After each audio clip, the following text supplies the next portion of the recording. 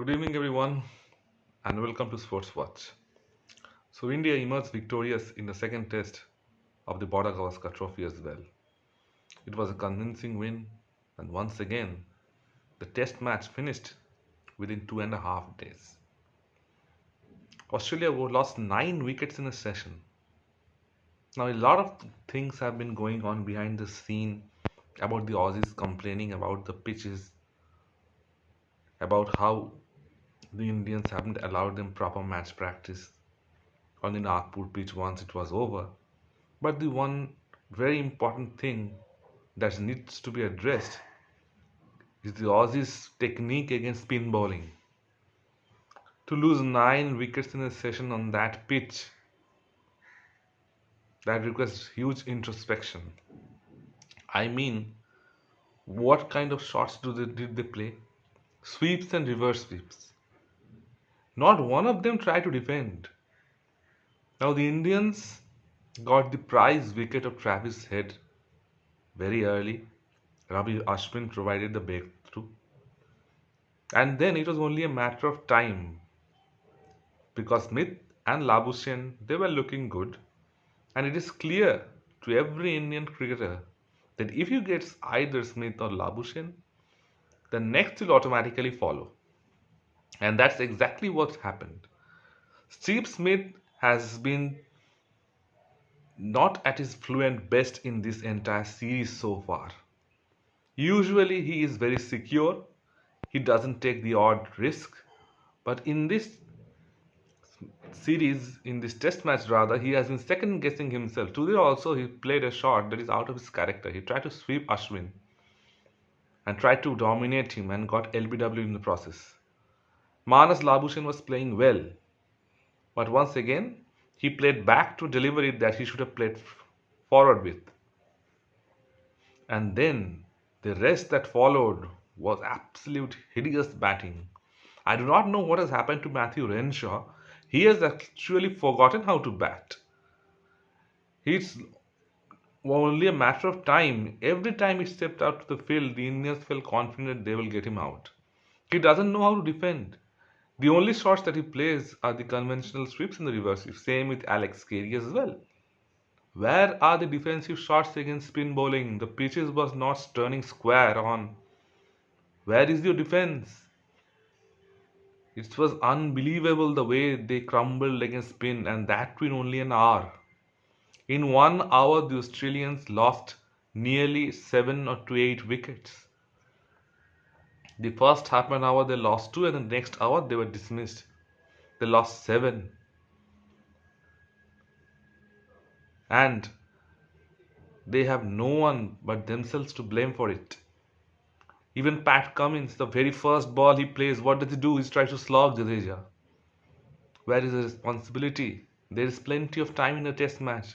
It looks as if they have made up their mind that you are going to play your shots or you are going to get out. There is no in between measure. What followed in the second innings in Nagpur also followed here in the second innings at Delhi. An Australian collapse. In a session again they were dismissed.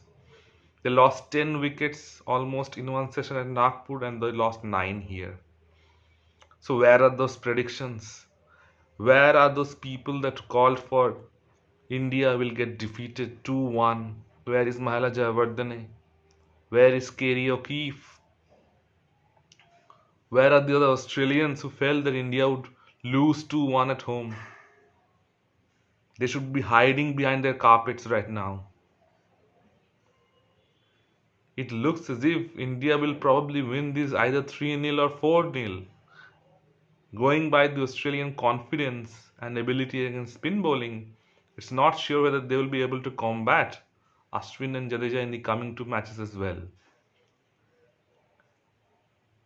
A stark difference from the last test match to this one was the aggressive approach. Yeah, Travis Head was a revelation. He was playing well along with Manas Labuschagne. They were dominating the spinners for the first 12 overs. And everyone went, oh, beautiful, we have found out a way how to counter the spin bowling. Really? Test cricket is not about 5 to 7, 8 overs. It's about batting for longer sessions, and you need to have proper technique as well. Every session you have to get set, and head didn't last an over this morning against Ashwin.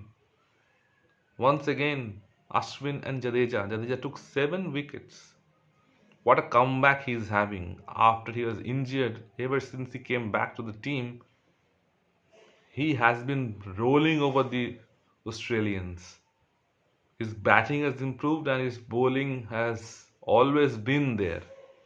Now he has picked over 78 wickets in 17 tests against Australia with an average of almost 17. Between the two of them, Jadeja is the biggest threat to Australia, and he keeps getting Labuschagne out. Ashwin has got the better of Smith in this series, and Jadeja has got the better of Labuschagne. So they themselves have to figure out their demons. Before the test match even started, lot of talk has been going on about the Australians playing in dusty surfaces in Sydney and practicing for the Indian tour. Well, whatever practice they might have had, they're getting bowled out for only in one session. It clearly hasn't worked. I haven't seen an Australian team this poor against spin bowling in my entire time that I've watched cricket. 2 times, 2 consecutive test matches, they're getting bowled out in nearly a session. And Alex Carey, their wicketkeeper batsman, horrendous player of spin bowling. He has no technique whatsoever. He looks like a fish out of water. He can't defend. And if you do not know how to defend, you are not going to survive in Test cricket. Now, what they are going to say? What are they going to do now?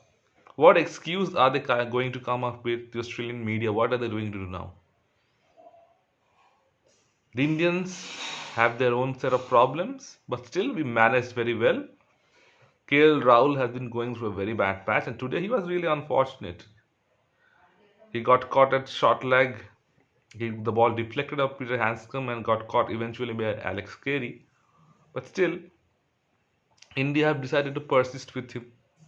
Both Rohit Sharma and Rahul Dravid had said that they have plenty of confidence in KL Rahul and they are going to stick with him. So Shubman Gill has to wait to get his opportunity. Probably they are going to trust KL Rahul and play him for 2 more test matches, which is a huge problem because Gill was in superlative form and he needs to play, because when a player is in form you need to make use of it, and Gill has been in scintillating form in the last 1.5 months. Today's Srikhar Varat also played well for his short innings, and even Cheteshwar Pujara in his 100th test match. At least he looked the part. He instilled the confidence that the Australian middle order didn't have. Someone who can actually hold the fortress down and bat for hours. Someone who can defend against Lyon and company. No Australian looked to defend. That's the major problem. Look at the number of deliveries they faced. Even the likes of Smith, who is known for his dogged defense, who is known for playing a lot of deliveries in these two particularly, he has not done so. He has tried to be aggressive. He has tried to be the player that he is not. He's tried to dominate the bowling from the very beginning, and that has resulted in his downfall. So Rohit Sharma today captained brilliantly. Last night, probably the Indians gave away a little bit too many runs. But Rohit from the morning itself, he was very much in conversation with Ashwin and Jadeja, and he had plans for every single Australian player out there. And it was evident he was getting into the match, he was talking with the bowlers, he was setting the fields, he wasn't allowing the Australians to get away with anything. He had specific plans for every single player over there. And today his captaincy after a long span of time was impressive. He didn't give away any easy runs. I think in the first innings India gave away a bit too many runs down the third man area and the fine leg area that allowed Australia to get off to 70 or 80 runs for only 1 wicket. When India realized how difficult it is to score runs on that wicket, Rohit Sharma didn't make the same mistake in the second innings. So all is well for Team India. They have managed to win the second test match 2-0 by 6 wickets, and in the process they have retained the Border Gavaskar trophy as well. So India has become the first team, believe it or not, to retain the Border Gavaskar trophy consecutively for 4 cycles, for 4 seasons, so as to say. And in the last 10 years, India have lost the Border Gavaskar trophy only once. Quite an enviable record. That's why the Aussies and the Australian media are under so much pressure. Australia have lost twice to India at home. That doesn't happen. And when they come to India, they lose eventually every single match. But they have lost at home as well. So the pressure is very much on Australia. And it is evident in the way in which they bat. There will be heavy criticisms about their approach, about the kind of bowlers they brought in. I don't remember any Australian team playing with a single fast bowler in Pat Cummins. And Michael Kuhneman, what kind of bowler is this in these pitches? He also can't even turn the ball. They have picked Aston Agar for the tour and they don't play him. Whom did they play? They bring Michael Kuhneman from Australia and play him in a test match, but not Aston Agar. So why select him? The selectors should be answerable for this. Why select a player who you don't want to play? Why didn't you not select Adam Zampa, who could have been a handful on this surface?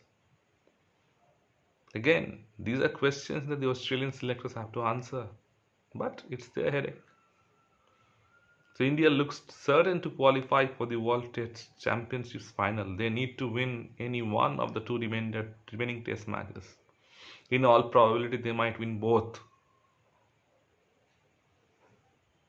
It has been a good day for Team India, and probably things are going to get even more difficult for the Australians in the remaining 2 test matches.